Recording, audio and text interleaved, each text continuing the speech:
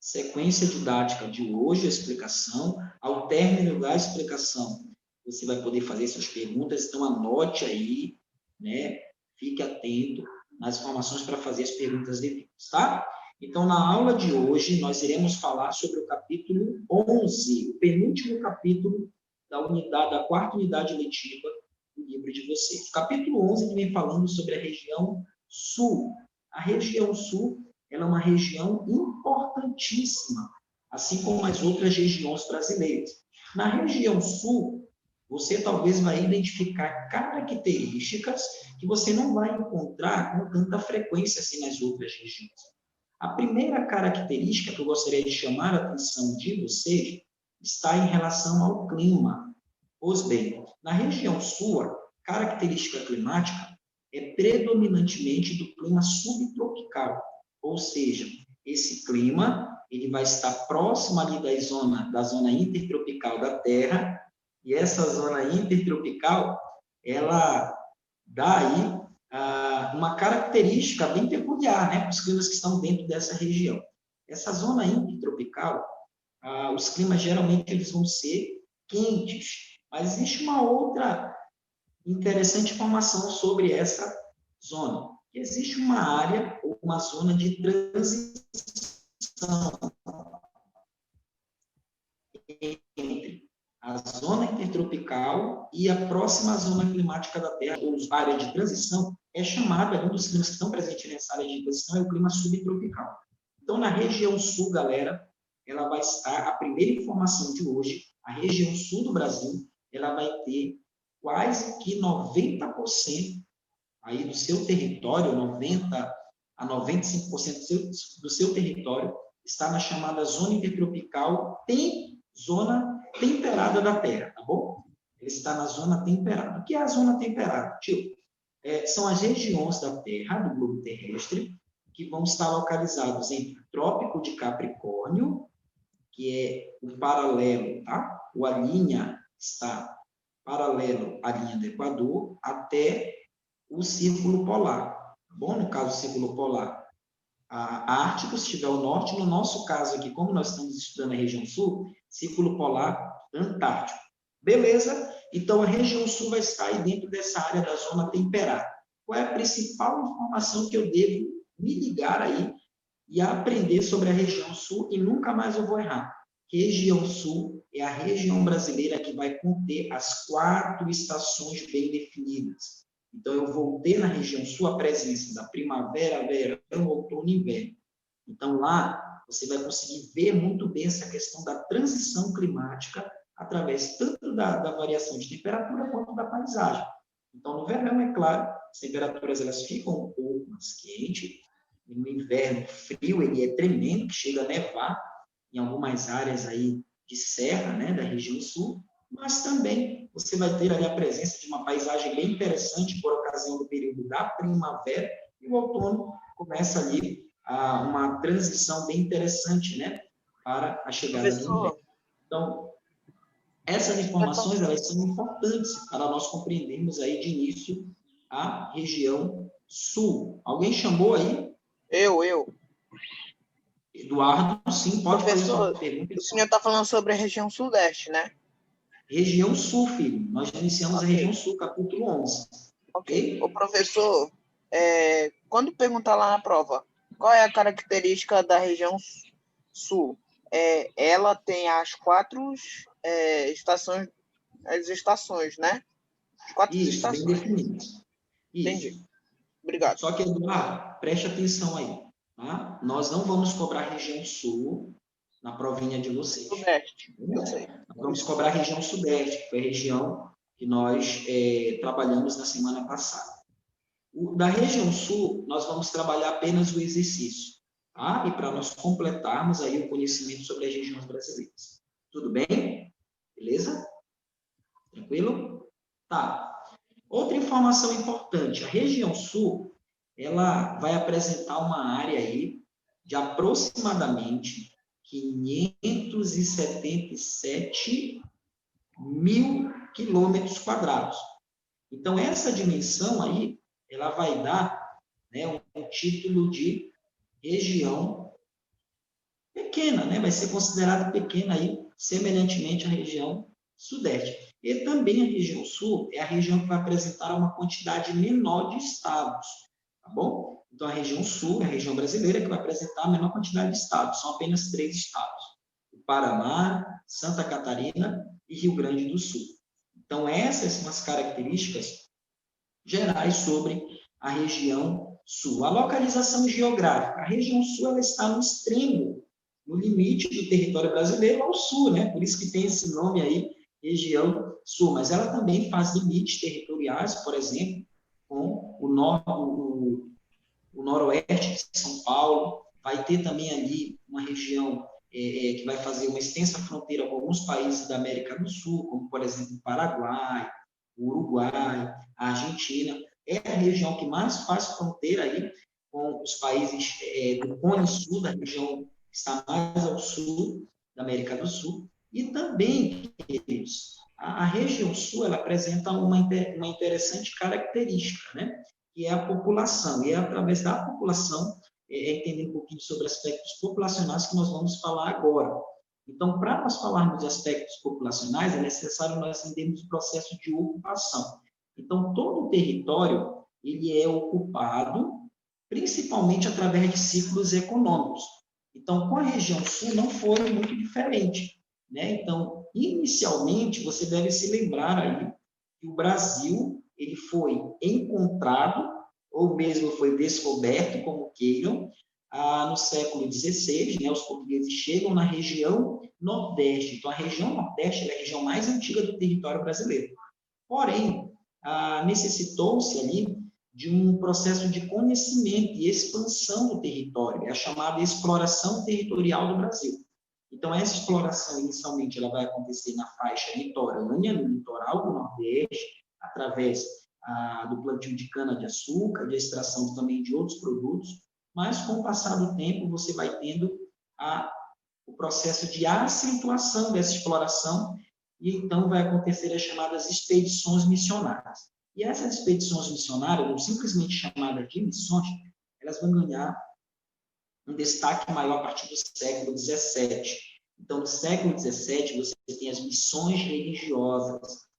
Essas missões religiosas, elas foram ali, sobretudo, direcionadas pela Igreja Católica, através de um grupo específico chamado de jesuítas. Então, jesuítas, religiosos, catequistas, eles avançam em diferentes frentes do território brasileiro e chegam à região sul. O que eles encontraram na região sul? Uma grande quantidade de povos indígenas. Então, o território brasileiro, até mais ou menos o século XVII, você tem um grande quantitativo populacional formado por indígenas. Então, talvez nós olhamos hoje para as grandes cidades brasileiras, você olhe para o sul do país e você não consiga identificar. Você até pode ser levado a entender que o sul do país é composto ali basicamente por uma população considerada branca, devido ao processo de imigração de europeus. E nós veremos isso daqui a pouco. Mas quando os jesuítas chegam no século XVII, eles encontram indígenas. Diversas tribos indígenas estão espalhadas ali pelo território do sul, do atual sul do Brasil. Então, esses povos indígenas, eles acabaram sendo ali muito mal vistos, né? E isso daqui entra no aspecto cultural. Simplesmente eles eram chamados de preguiçosos, porque queriam viver deitados, viviam dentro daquela vida localizada dentro das suas aldeias, mas, na verdade, isso é uma concepção diferente da realidade. O povo indígena, de maneira nenhuma, ele é preguiçoso, apenas ele se relaciona de maneira diferente com a natureza, ele não entende e ele não procura explorar a natureza a fim de obter lucro. Então, essa concepção que tinha sido constituída na cabeça dos europeus, quando eles avançam com o processo das grandes navegações, sobretudo no século XVI, eles começam a procurar os chamados mercados consumidores, zonas de exploração, as chamadas colônias. A ideia do português era explorar para comercializar, obtenção de lucro. O indígena ele não tem a mesma concepção. Então, a concepção do indígena é somente pescar, fazer a coleta do fruto da leguminosa que vai servir para o seu consumo diário. Ele não tem por que vender, ele não tem por que comercializar, até porque essa ideia de lucro, ela é uma ideia ainda que está arraigada dentro do pensamento do europeu. Então, quando o português, o jesuíta, né, chega ali na região sul, eles encontram os indígenas, eles falam o seguinte: esses caras são inferiores a nós, né? Esses caras aí, eles são preguiçosos, não querem trabalhar, querem viver deitados em rede, só pescando, só. Então, nós vamos ocupar essa região e nós vamos, de início, primeiro, catequizá-los. O que é a catequese, gente? A catequese é o processo de ensino religioso, mas não é ensino religioso como vocês têm hoje, né? Nós vivemos no Brasil, que é um Estado laico. O que significa isso? O Brasil, ele não tem uma religião, uma identificação religiosa predominante, embora nós acreditemos que o cristianismo ele é a religião principal praticada por grande parte dos brasileiros, mas o Estado ele não é reconhecido, ele não tem uma religião como sendo a religião reconhecida, né? Então, são várias as religiões que podem ser manifestadas em diversas formas de pensar. Então, vocês vivem aí no Estado laico, que apesar de termos aula de ensino religioso com a professora Rafa, ela não obriga vocês a seguir a religião em que a escola está fundamentada, a religião adventista, ou os princípios da igreja adventista que são também ensinados na escola. Você não é obrigado. Você pode continuar sendo um bom católico, continuar sendo espírita, continuar frequentando a sua igreja ou o grupo religioso ao qual você faz parte. Então, nesse período aqui, do século XVII, não era assim que funcionava, galera. Chegava ali um movimento missionário jesuíta e era obrigado através de uma prática chamada de catequese, que eu acho que o professor Felipe já deve ter trabalhado com vocês aí em estudos amazônicos. Então, basicamente, a catequese ela consistia em você ensinar a população, forçar através dessa população a seguir, a se converter ao cristianismo. Então, muitos dos indígenas acabaram sendo forçados aí, dentro desse processo, a seguir o cristianismo. Então, você tem aí algumas tribos que vão se localizar nessa região, como, por exemplo, os Caingangues. Eles se localizaram em algumas regiões do sul do Brasil, né? É bem verdade que hoje, na atualidade, no século XXI, você ainda tem esses grupos, mas eles são bem pequenos diante dos inúmeros processos que aconteceram. Então, no século XVIII, nós já temos uma mudança aí. No século XVII, os portugueses chegam através do movimento jesuíta, e no século XVIII, nós já vamos ter a presença ali dos imigrantes açorianos. Quem eram esses imigrantes açorianos? O livro de vocês ele traz uma referência interessante na página 182. Eu quero ler aqui essa referência sobre os açorianos. Os açorianos, eles eram natural de Açores, arquipélago localizado no Atlântico Nordeste e colonizado pelos portugueses. Então, os açorianos, eles ocupavam uma região insular, uma região de ilha, e eles vieram, então, para a região sul, e inicialmente no século XVIII, começam a ocupar aquela região. Basicamente, o tipo de atividade que nós vamos identificar, praticado inicialmente pelos indígenas, é uma atividade ligada à caça e à pesca, você já sabe. Os açorianos, eles vão dar meio que continuidade a esse processo, porém, trabalhando mais no aspecto também da agricultura, do cultivo da terra. Só que isso vai mudar até o século XVIII, mas no final da virada aí do século XVIII para o século XIX, você tem também aí uma relativa participação dos escravos negros dentro da formação populacional da região sul. A região sul ela vai utilizar também a mão de obra negra, só que no final do século XVIII para XIX, eles chegam, só que não vão, de certa forma, influenciar tanto na composição populacional como em outras regiões, como na região Nordeste, em que você tem a maior população negra do Brasil, e também na região Sudeste. Então, o escravo negro ele vem, de fato, ele vai ser importante dentro desse processo de composição demográfica e também composição cultural da região, e Tanto é verdade que, na atualidade, nós temos redutos ali. Existe um bairro em Porto Alegre que é ocupado ali, basicamente, é um reduto de pessoas descendentes aí desses escravos africanos, pessoas negras, né?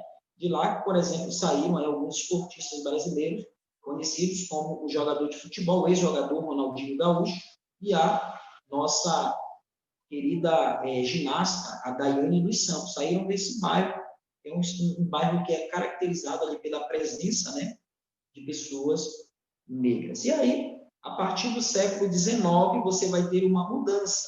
Por quê? Lembra lá que nós falamos da região sudeste? O que aconteceu no final do século XIX?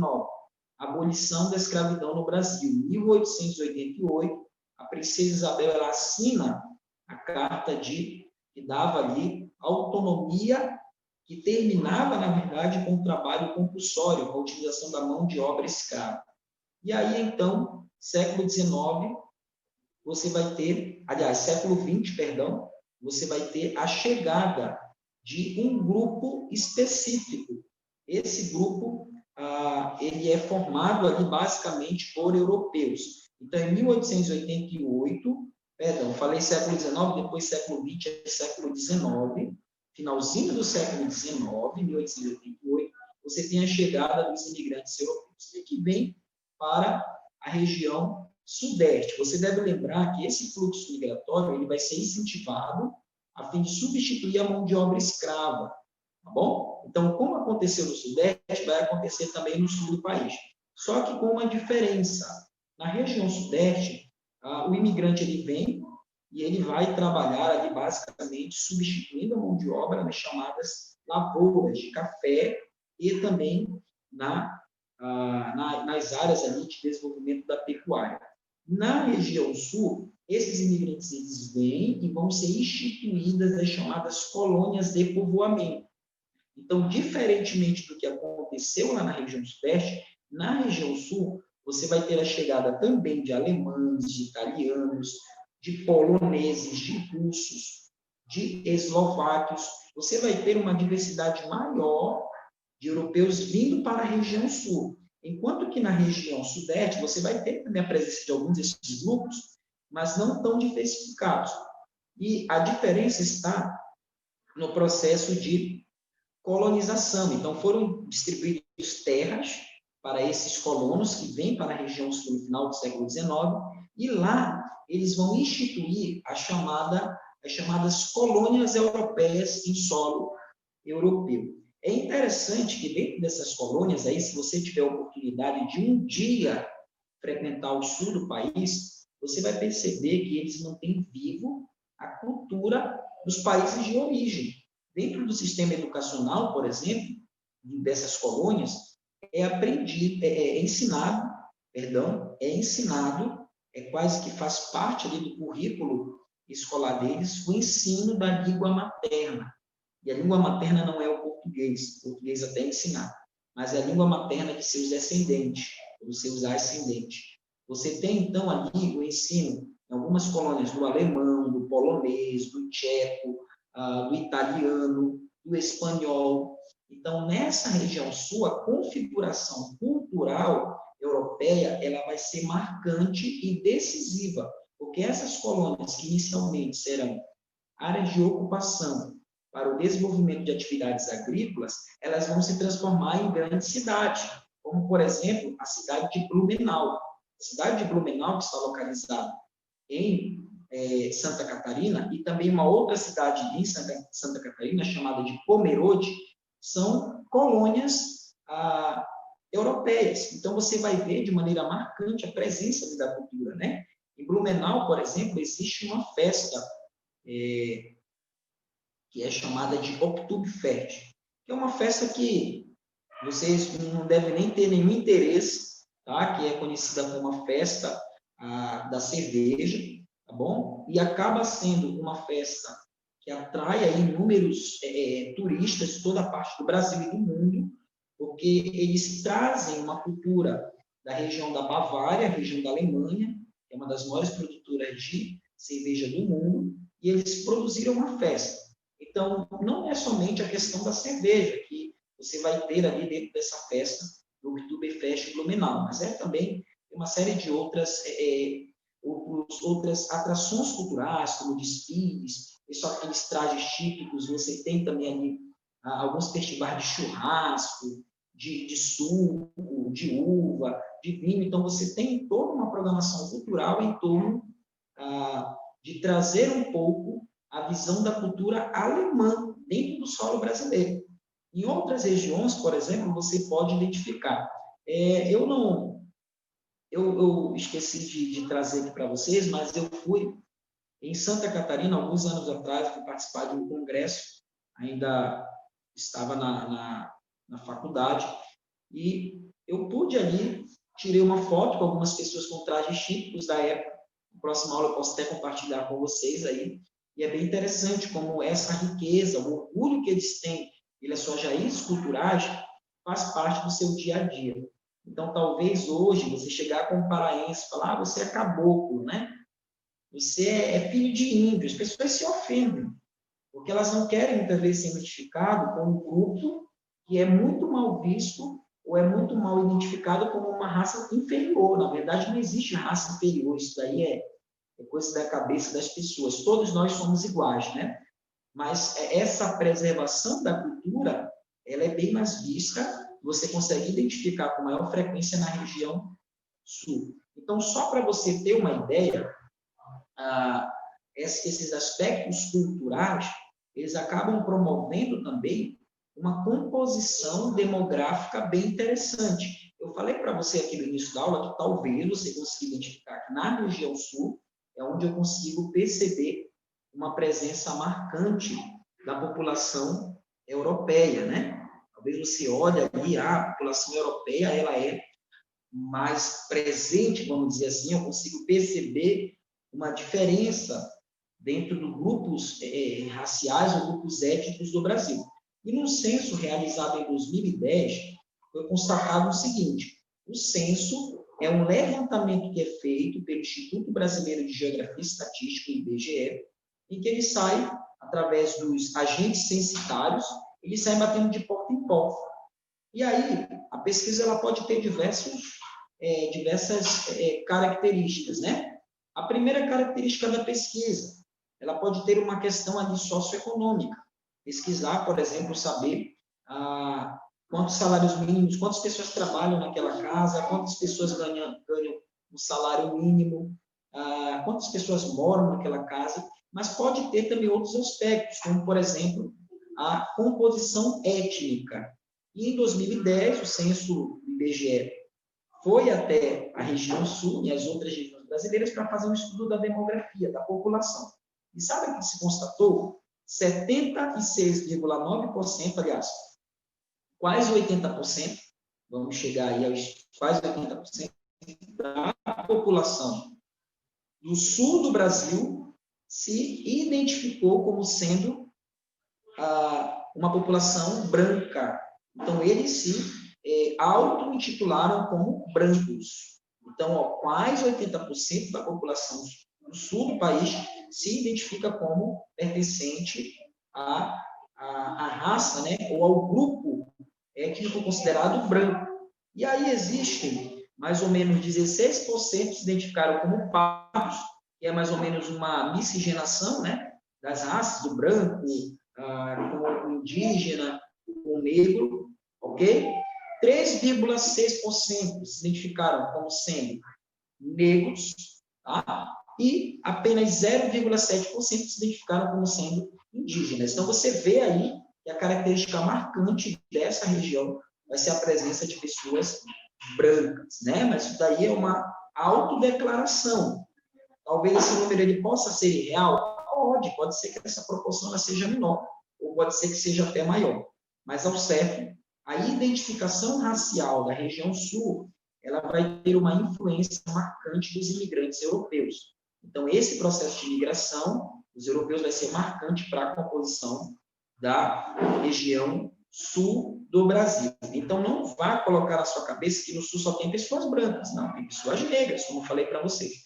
Tem pessoas que fazem parte dos grupos indígenas, por exemplo, pessoas pardas também. Então, é apenas uma característica característica principal, podemos dizer assim, dentro dessa região. Para nós concluirmos aí esse primeiro momento, na região sul, nós podemos perceber algumas características demográficas, né? Quais seriam essas características demográficas? Essas características demográficas, elas poderiam ser vistas aí através do IDH, que é o Índice de Desenvolvimento Humano. O que é o IDH, galera? O IDH ele vai medir aí os níveis de educação, os investimentos na área da saúde, saneamento. Então, a região sul, ela vai apresentar um dos melhores IDHs do Brasil. A região sudeste, você já estudou comigo, ela apresenta aí um dos melhores IDHs, né? Os melhores IDHs estão no sudeste, mas no sul você vai identificar também a presença desses IDHs elevados. Por quê? Principalmente nessas áreas que sofreram colonização europeia, chamadas colônias europeias em solo brasileiro, você vai conseguir perceber uma qualidade de vida da população. Investimento maciço ali na área educacional, na saúde, no saneamento dessas áreas, isso acaba elevando o nível do índice de desenvolvimento humano dentro do território nacional. Existe uma discussão muito grande, né? Alguns definem o Sul como o maior IDH. Outros definem ali como centro-sudeste, principalmente a região sudeste, a região de São Paulo, né? Mas de maneira proporcional, levando em consideração todos os estados, a região sul ela apresenta o maior IDH, ok? Ela apresenta. Mas a região sudeste, de maneira particular, algumas áreas localizadas no centro das grandes cidades, como, por exemplo, capital São Paulo, Rio de Janeiro, Belo Horizonte, no sudeste vão apresentar também IDHs elevados, ok? Então, esses IDHs eles vão medir, como falei para vocês, índices educacionais, a qualidade de vida da população, na área da saúde, saneamento, tá bom? E aí, para finalizar, galera, nós vamos falar aqui um pouquinho sobre os problemas urbanos que acometem aí a região sul, né? Talvez você olhe, uma região perfeita, uma região que teve uma influência do processo de colonização europeia, talvez não poderia apresentar problemas. Na verdade, não é bem assim. Nós temos aí alguns problemas, nós encontramos dentro da região sul algumas áreas centrais que identificamos a presença das chamadas favelas. Então, existem favelas também no sul do país, tá? Na região ali de Santa Catarina, Paraná, na região também do Rio Grande do Sul. Como eu falei para vocês, eu tive a oportunidade de ir em Santa Catarina, eu tenho a foto de uma dessas favelas. Uma favela ali na área central de Florianópolis, uma região que demonstra um pouco desse processo que aconteceu, chamado de êxodo rural, que é a saída da população do campo em direção à cidade, e também o processo de construção de moradias irregulares, que é o processo de favelização. Então, essas moradias irregulares, elas vão existir, e aí, dentro desses espaços, você vai ter a ausência de alguns serviços básicos, como saúde, saneamento, segurança, tá bom? E isso daí acabará também formando ali, dando possibilidade para o surgimento, como nós falamos, aplicados à região sudeste, de grupos criminosos que vão atuar dentro dessas áreas, o que acabará gerando ali violência urbana, assaltos, sequestros, e também evidenciará a chamada segregação socioespacial. Então, as pessoas que vivem dentro dessas áreas, elas estão segregadas, ou seja, elas estão fora da dinâmica urbana. Quando eu falo dinâmica urbana, dinâmica habitacional, né? Elas não vivem em um local que é adequado para as suas moradias. Então, o sul do país apresenta também um elevado índice de violência. Todas as outras formas de violência que existem no Brasil existem também no sul. É claro que em proporções menores do que, por exemplo, na região sudeste, mas são problemas que estão em vigor quando falamos de região sul do Brasil. Tá bom? Então, nós encerramos aqui esse primeiro contato, essa primeira conversa sobre a região sul. Na próxima aula, nós falaremos sobre a economia, quais são as principais atividades econômicas, nós entenderemos um pouco aí da composição dos setores da economia dentro da região sul. Para casa, para você concluir aí, nós temos a atividade da página 185 e 186. Tem ali 4 questões para você fazer, A primeira questão